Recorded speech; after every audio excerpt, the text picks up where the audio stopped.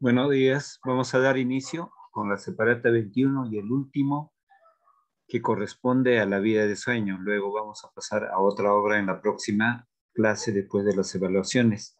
Entonces, con este fragmento y la separata 21 termina este famoso drama filosófico escrita por Sí, Pedro profesor. Juan de la Barca. Bien, pregunta. Buenos días. Bien, entonces tenemos en la separata 21 en la Sí, jornada profesor. tercera.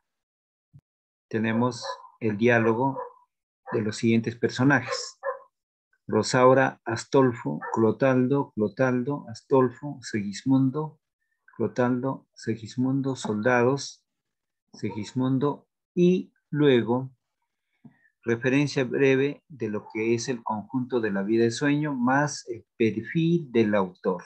Bien, entonces vamos a dar lectura. Bien, empezamos. A ver, Andrés va a leer la parte resaltada. Empezamos.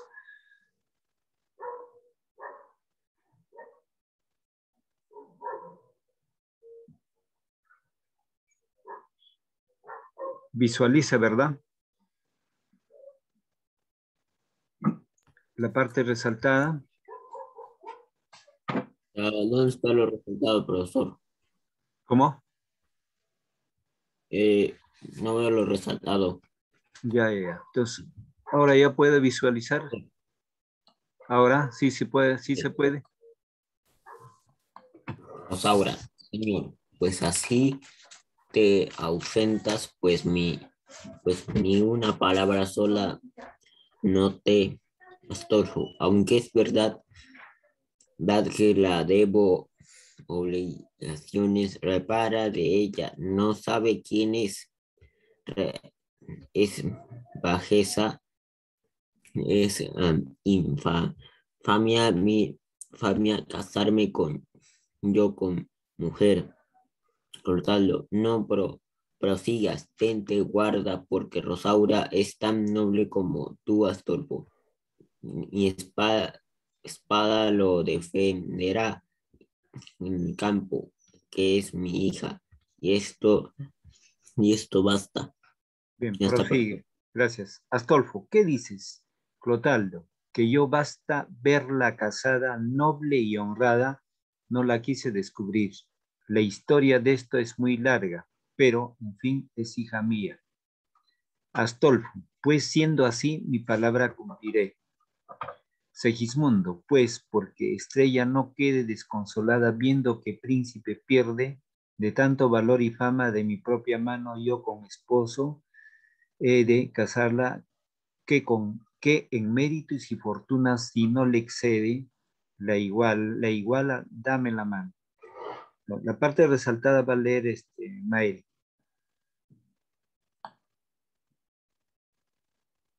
Clotaldo, yo gano en merecer dicha tanta. Segimundo, a Clotaldo que leal sirvió mi padre, le aguarda mis brazos con las mercedes que él pide. El pidere que le haga. Soldado, sí, así a quien no te ha servido. Honras a mí que fui causa del alboroto del reino.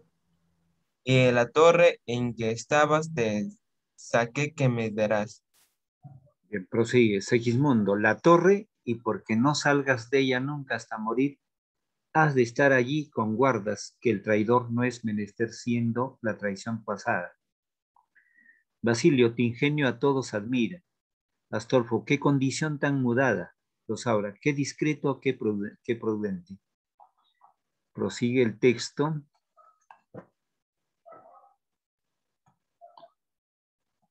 Segismundo, ¿qué os admira? ¿Qué os espanta? Si fue mi maestro un sueño, y estoy temiendo en mis ansias que he de despertar y hallarme otra vez en mi cerrada prisión, y cuando no sea, el soñado solo basta, pues así llegué a saber que toda la dicha humana, en fin, pasa como sueño, y quiero hoy aprovecharla. El tiempo que me durare, pidiendo de nuestras faltas, perdón pues de pechos nobles, es tan propio el perdonarlas. Entonces aquí, al final ya de la obra filosófica, el drama, la vida y sueño, no es lo que se esperaba, ¿no? Porque según el vaticinio que habían hecho sobre el príncipe, de que iba a ser un príncipe rebelde, ¿no? Que iba a faltarle el respeto a su padre. Entonces, en este contexto, el corazón y sentimiento de Segismundo es el de perdonar. Perdona a su padre, que es ampliamente admirado también por los demás vasallos, que observan esa magnitud de diferencia entre lo que es la venganza y básicamente el perdón. Entonces, eso es enaltecido por su padre, el rey Basilio. Y desde luego también filosóficamente dicen, no, ¿qué os admira?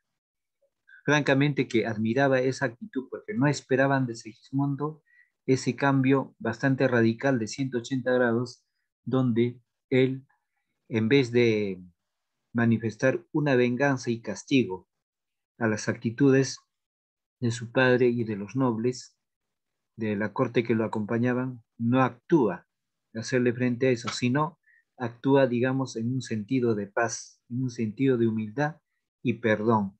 Entonces, frente a eso es este diálogo final. Entonces, estamos viendo pues de que realmente un drama, un drama tiene características tanto trágicas y tanto cómicas. Entonces, frente a eso, básicamente es de que necesariamente vemos ese cambio. Entonces, como drama, manifiesta la actitud del hombre, las conductas del hombre y también los pecados del hombre, los desniveles en cuanto a los valores. Entonces, frente a eso, sabemos de que Segismundo, sin haber tenido una formación académica, pero en el sentido como lo habla, habla como si fuera una persona bastante culta y con mucha educación. Claro que son las ideas de Pedro Calderón de la Barca, pero ahí podemos rescatar esas actitudes, ¿no? De lo que compara la realidad y lo que compara con el sueño. Entonces de ahí se fundamenta lo que es la vida de sueño. Y él mismo lo dice, ¿no? El sueño se puede presentar en cualquier escenario, en cualquier profesión, en cualquier ámbito de la vida de una persona. Desde luego que es así, porque la palabra sueño tiene varios significados. Ustedes, por ejemplo, en este momento actual, reflexivamente, sueñan con llegar a la universidad y sueñan con ser profesional de una determinada carrera. Entonces, el sueño está latente tanto en la vida, en la vigilia, como en el subconsciente. Entonces, recalco, la vigilia es el comportamiento diario que estamos fuera del sueño físico del cuerpo que está descansando. Y el subconsciente es el sueño que donde el cuerpo descansa durante las horas nocturnas o diarias, dependiendo del horario de trabajo de una persona. Pero fuera de ella, el sueño es aquello que uno persigue, aquello que uno intenta, aquello que uno desea. En otras palabras, como le indicaba, ¿no? El sueño es el derrotero, ¿no? De cada uno, a dónde quiere llegar, qué quiere ser y qué es lo que quiere lograr. Entonces, frente a eso, en lo que Segismundo era trasladado de la torre al palacio, entonces él razona y piensa que solamente eran sueños. Entonces, ¿cuál era la realidad? Pero finalmente el pueblo de Polonia descubre que había un príncipe que existía y heredaba, se revela, y con ese apoyo Segismundo y los que lo apoyaban vence a las tropas de su padre. Entonces, ¿qué esperaba su padre y sus ayudantes? Esperaba la muerte o el castigo, pero no es así. Segismundo cambia esa actitud y los perdona.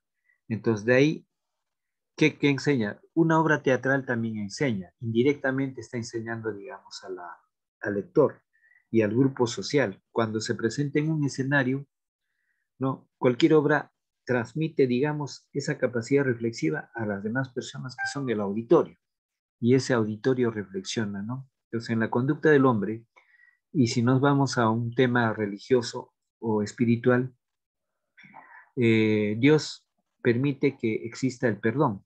Entonces, acá también Segismundo, sin haber sido formado en ese contexto religioso, actúa, ¿no? En esa magnitud de perdonar tanto a su padre y a sus ayudantes. Y eso es bastante admirable. ¿Sí?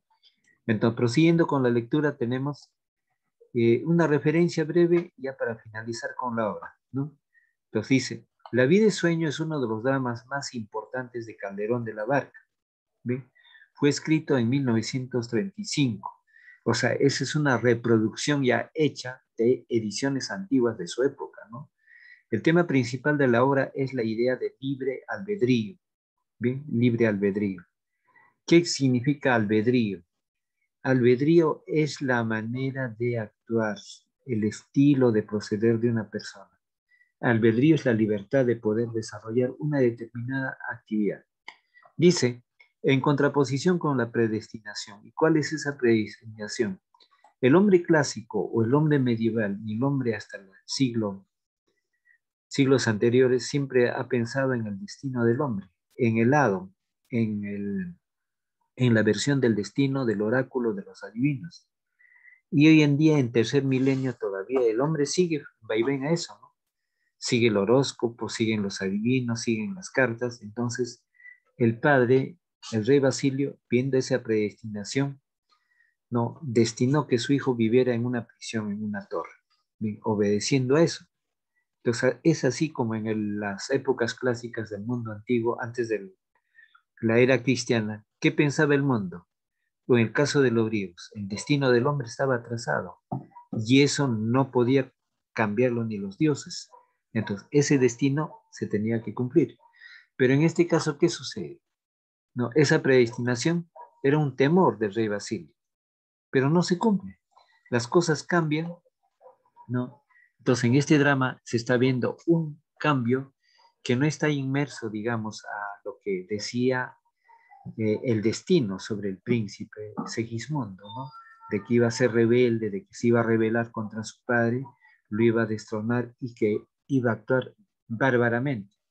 Claro, en un primer momento actúa bárbaramente, pero en esta actuación ya final, ¿no? Eh, cuando Basilio es derrotado por su hijo, el príncipe Segismundo, y sus ayudantes también están con el temor de ser castigados, pero ven un cambio en la conducta de Segismundo, que no es así, los perdona. Entonces, ¿qué pasa con las obras trágicas? Que no se presenta una tragedia, sino que Segismundo cambia esa actitud de perdón en la perdón, ¿no? Hacia sus adversarios. El principal adversario de Segismundo es su padre. Prosigo en la lectura. Uno de los protagonistas cree en la predestinación, aunque admite que es el libre albedrío capaz de vencer a las estrellas. Ese uno es el rey Basilio. Da crédulo eso y temeroso de eso lo encierra en una torre, en una celda a su hijo. ¿Ve? Y en una u otra ocasión lo lleva al palacio vestido de príncipe. Es ahí donde emerge la idea de que la vida es sueño. Entonces, aunque admite que el libre albedrío es capaz de vencer a las estrellas, Calderón muestra lo que ocurrirá solo si el hombre sigue sus más bajos instintos. Segismundo se convierte en un monstruo por estar aislado de sus semejantes. Se convierte en una bestia, pero un pequeño resquicio humano permanece en su naturaleza. ¿Qué cosa es ese término resquicio? El resquicio es una parte de ese presupuesto que tiene el hombre. No, es el recurso que puede tener el hombre mínimamente. ¿Bien? ¿Cuál es ese resquicio?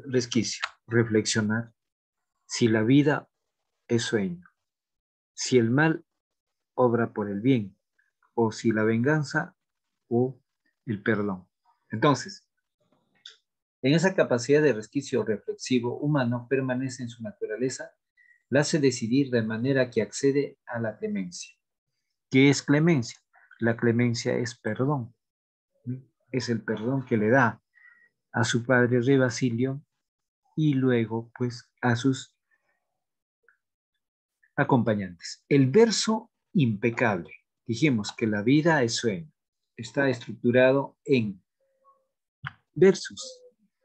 Dice, el verso impecable y la maestría de Calderón están a la altura del argumento de la obra, que es muy representativa del barroco español. En cuanto a los temas de la disilusión frente al mundo y de la vanidad de los bienes terrenales. Bien, entonces, cuando hablamos de barroco, el barroco es una corriente literaria que se presenta después de Renacimiento. Entonces, después de ese ámbito del Renacimiento, el barroco cae en el exagerado adorno. En el caso del barroco está el buen lenguaje muy bello, estético, cargado de figuras literarias, de un estetismo muy amplio. Entonces, el barroco español, en cuanto a los temas de la desilusión frente al mundo y de la vanidad de los bienes terrenales. ¿Sí? Ahora, veamos el perfil ahora de Pedro Calderón de la Barca. Pedro Calderón de la Barca nació el 17 de enero de 1600 en Madrid, un autor madrileño. Estudió en las universidades de Alcalá y Salamanca, dos universidades, Alcalá de Henares y la Universidad de Salamanca, hasta 1620. Fue soldado en la juventud y sacerdote en la vejez. Entonces aquí me detengo. La mayoría de los escritores famosos allá en España se convierten a sacerdotes. Tal es el caso del Inca Garcilaso de la Vega, ¿no? En los últimos años fue sacerdote. Entonces, así como el caso de Calderón. Entonces, durante el transcurso de su vida se vio envuelto en varios incidentes violentos, como una acusación de homicidio y la violación de la clausura de un convento de monjas y la violación de la clausura de un convento de monjas. En 1651 se ordena sacerdote. Además, fue capellán de la Catedral de Toledo y capellán del Rey. Falleció el 25 de mayo de 1681 tras la muerte de Lope de Vega. Entonces recordemos que Lope de Vega fue otro autor en el campo del teatro, en este género donde destaca. Están las comedias. Lope de Vega destaca en sus famosas comedias, básicamente de vertiente histórica, ¿no? Relacionado con escenarios, personajes de España. Entonces, dice, tras la muerte de Lope de Vega en 1635, fue reconocido como el dramaturgo más importante de su época. Desde luego que Lope de Vega también fue muy importante, o sigue siendo importante Lope de Vega. A lo más que Lope de Vega produjo, compuso más obras que Calderón de la Barca. Pero el asunto no se trata de quién es más importante en función a la cantidad de obras, no, sino a la calidad de las obras. Lope de Vega, sus comedias son muy importantes, valiosísimas, ¿no? De alto nivel literario.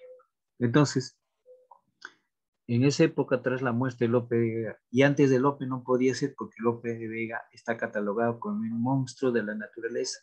¿Por qué? Por la dimensión y grandiosidad de sus obras. Y es más que a los 3 años, Lope de Vega ya sabía leer y escribir y componía versos. Entonces, muchos millones de versos se le atribuye a Lope de Vega, que muchas de ellas se han perdido. Entonces, ahí vemos el perfil de los autores. Bien, entonces, vamos a ver acá. A ver, una relectura. Una relectura. A ver, empezamos, Mael, con la lectura del texto resaltado. Rosaura, señor, pues así te ausentas, pues ni una palabra sola noté. Astolfo, aunque es verdad que la debo obligaciones, repara que ella no sabe quién es y es bajeza y, y es infamia. 3265. Casarme yo con mujer. Clotaldo, no prosigas, tente, aguarda, porque Rosaura es tan noble como tú, Astolfo, y mi espada lo defenderá en el campo. Es mi hija, y esto basta. Astolfo, ¿qué dices? Clotaldo, que yo hasta verla casada, noble y honrada, no la quise descubrir. La historia de esto es muy larga, pero al fin es mi hija mía. Bien, Entonces, aquí Andrés lea el texto resaltado.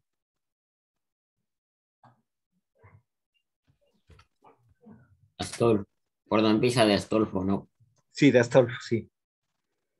Profesor, suba un poco la imagen. Suba un poco. A ver, ahí se visualiza Andrés. Puede subir por donde dice. Por donde Ya está, empieza. ya está ya. Astolfo, ya lo subí. Ah, no, por donde empieza de Clotaldo. Sí, Clotaldo. de acá. Ah, Clotaldo. Ya, ya, ya. No prosigas. Te guarda porque Rosaura es tan noble como tú, Astolfo.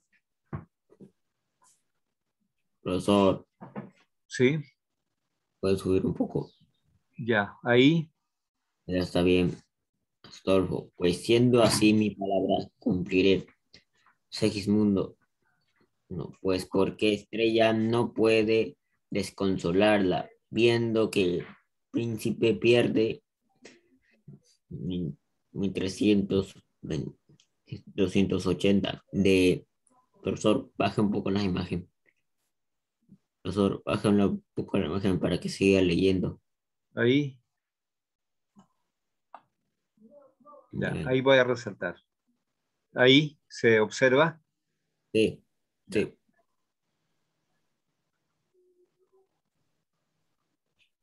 Mm, a ver. De tanto valor, fama de mi propia mano. Yo con esposo he de casarla, en que he de casar propia mano, en que yo como esposo he de casarla, en que en méritos y fortuna, si no le excede, le iguala, dame la mano. Ya, Ya muy está, bien. profesor. Ya. Clotaldo, yo gano en merecer dicha tanta. Segismundo, a Clotaldo, qué leal sirvió a mi padre, la guardan mis brazos con las mercedes que él pidiere que le haga. Soldado, si así a quien no te ha servido, honras a mí, que fui causa del alboroto del reino y de la torre en que estabas, te saqué, ¿qué me darás? Segismundo, la torre, y porque no salgas de ella nunca hasta morir, has de estar allí con guardas, que el traidor no es menester siendo la traición pasada. Basilio, tu ingenio a todos admira. Astolfo, qué condición tan mudada. Rosaura, qué discreto y qué prudente.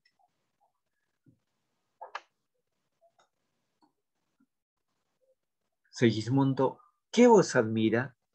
¿Qué os espanta si fue mi maestro un sueño?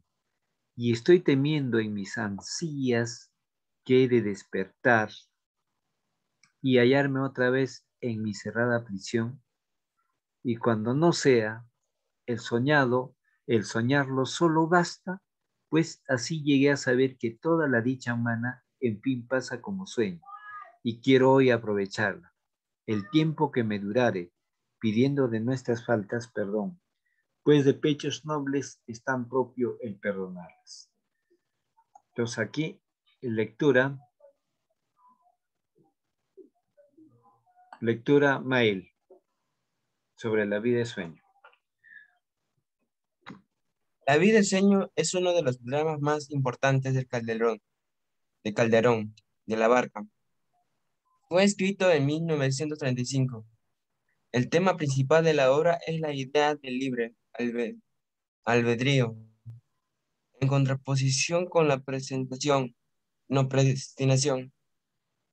Basilio, uno de los protagonistas, cree que la predestinación, aunque admite que el libre albedrío es capaz de vencer a las estrellas, Calderón muestra lo que ocurría solo si el hombre sigue sus más bajos instintos. Segismundo se convierte en un monstruo por estar aislado de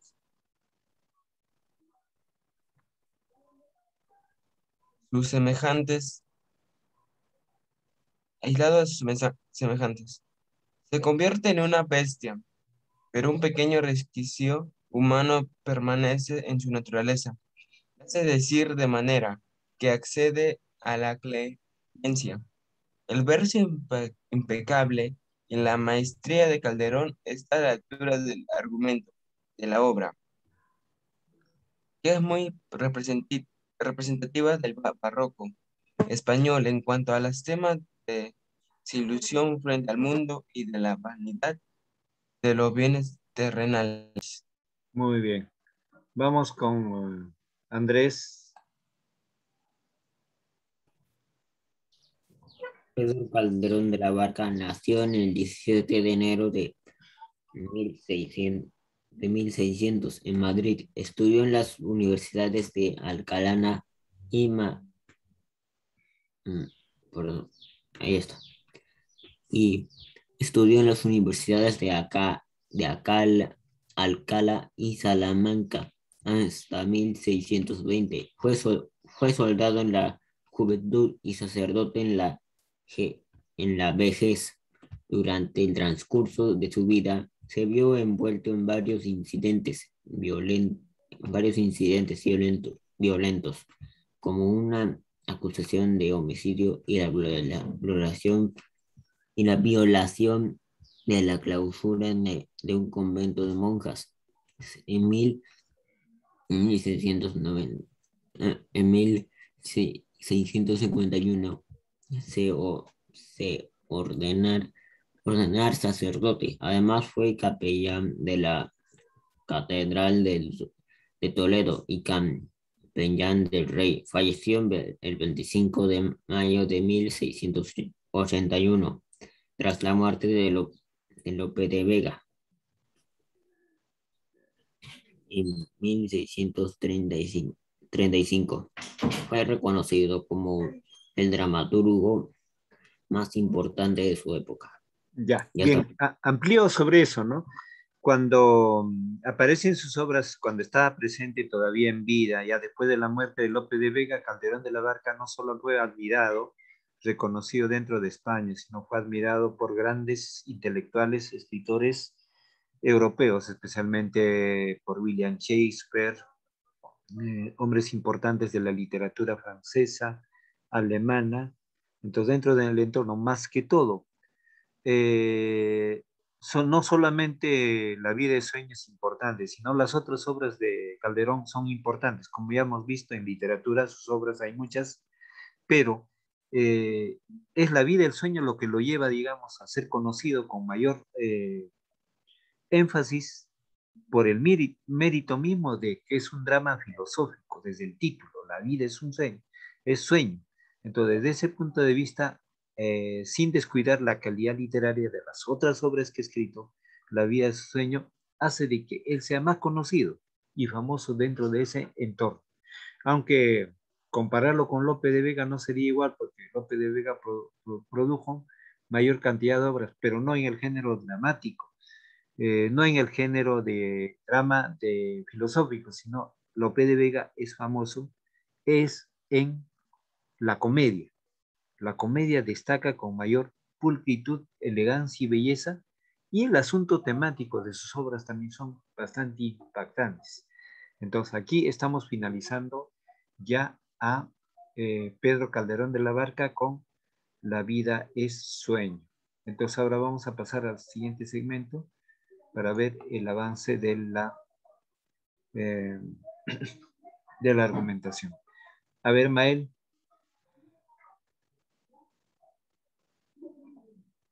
escucho su argumentación.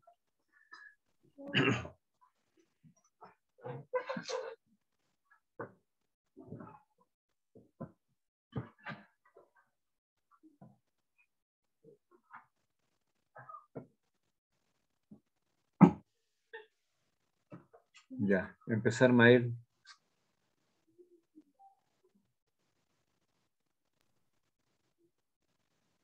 Las tres regiones de Perú y sus recursos naturales.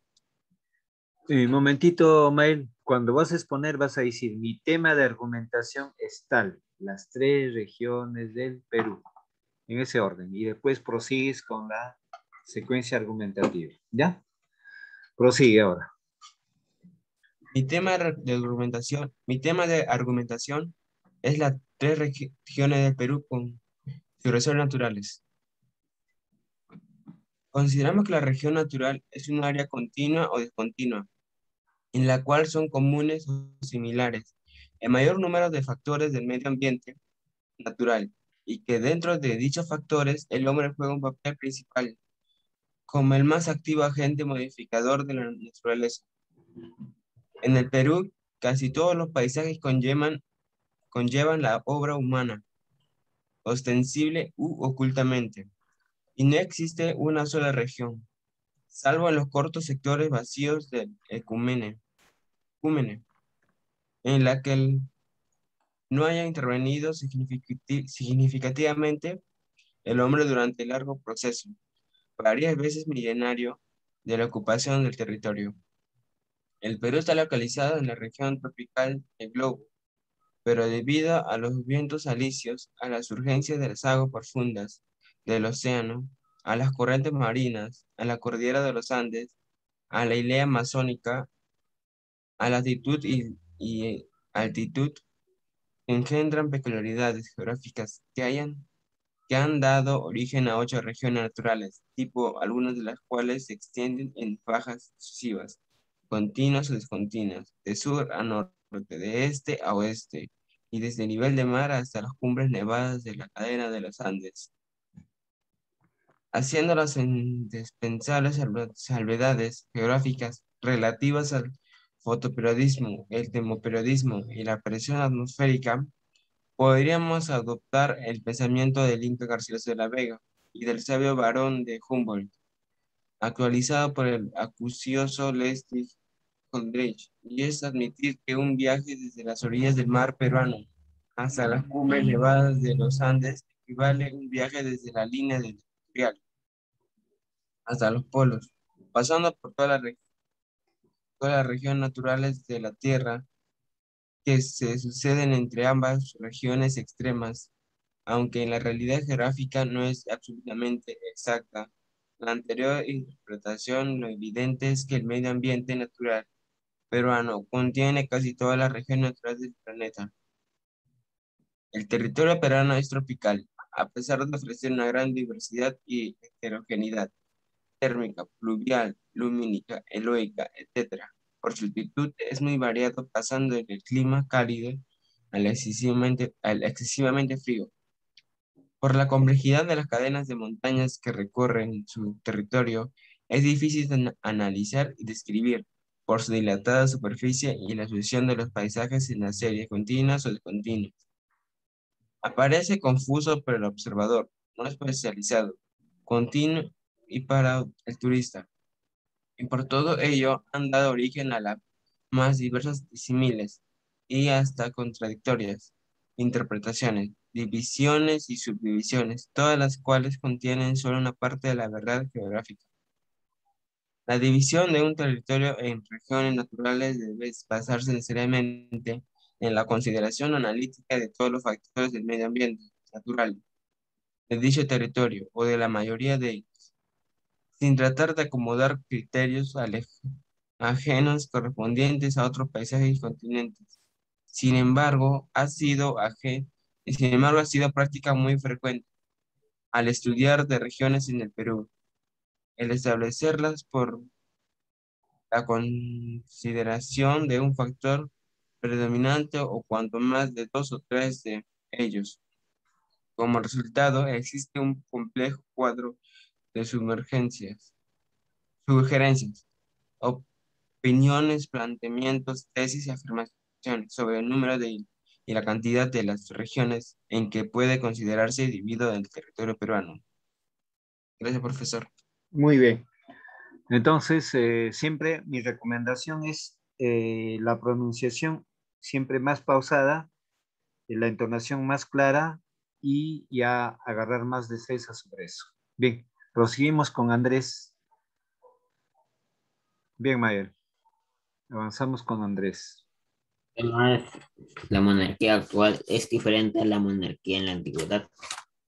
Aquí tenemos unas preguntas de ese tema. Pregunta 1.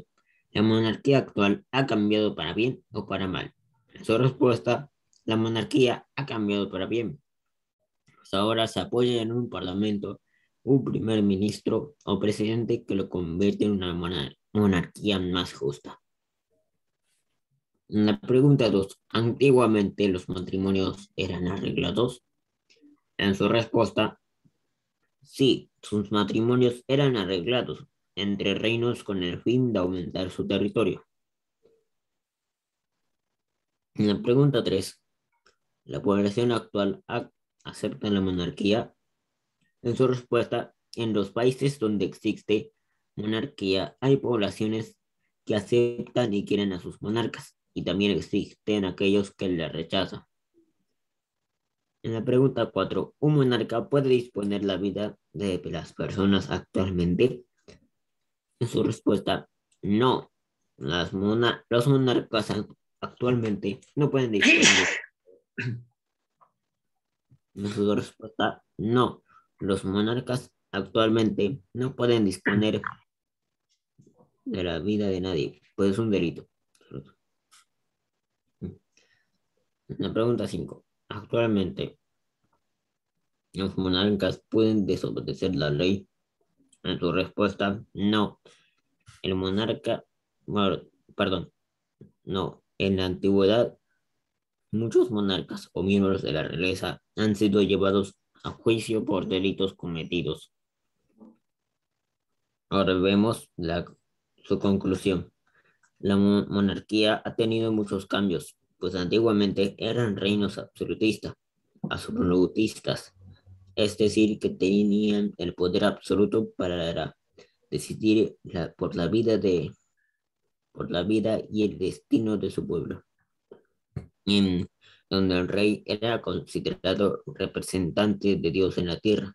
Por tanto, quien estuviera contra el rey se oponía a Dios. Del mismo modo, disponían de la vida de sus súbditos si estos desobedecían las leyes que ellos creaban. Hoy en día, la realidad es muy diferente, pues ahora es una monarquía constitucional, un gobierno parlamentario, con el cual toda decisión está sometida a un parlamento o congreso elegido por el pueblo, ya sea monarca o del presidente. Gracias. Muy bien, Andrés. Bien, solamente la precisión. O sea, hoy en día ya no hay monarquías, entonces solamente los gobiernos actuales con relación a las monarquías anteriores. Hoy en día no hay reyes, son presidentes, simplemente se dice gobiernos constitucionales. Y en el mundo antiguo eran las monarquías. Entonces, los gobiernos actuales con las monarquías. Entonces, hoy en día, que en el caso peruano, por ejemplo, es un gobierno constitucional elegido por el pueblo, ¿no? Entonces, cualquier gobierno constitucional puede ser llevado a juicio, a prisión, o puede ser vacado o retirado. Entonces, hoy en día, solamente en ese término cambiar, ¿no? Los gobiernos actuales constitucionales con las monarquías antes, ¿no? Esa es diferencia. El resto está bien. Bien, entonces la facilidad, la expresión oral se va a lograr, digamos, con mayor entrenamiento. Entonces, yo creo que después de la evaluación ya bimestral vamos a lograr el mayor nivel de aceptación y luego también el concurso se estará llevando ya después de la evaluación bimestral, para lo cual mañana vamos a tener una reunión con la administración del colegio. Entonces, con esto ya, finalizando ya los 40 minutos, voy a cerrar la sala. Entonces, el temario para la evaluación bimestral se va a mandar entre el sábado y el domingo. Bien, obedece también a un horario de la evaluación respectiva. Bien, si hubiese alguna duda, alguna pregunta, jóvenes. Ya, entonces voy a cerrar la sala hasta el día lunes y éxitos en su examen.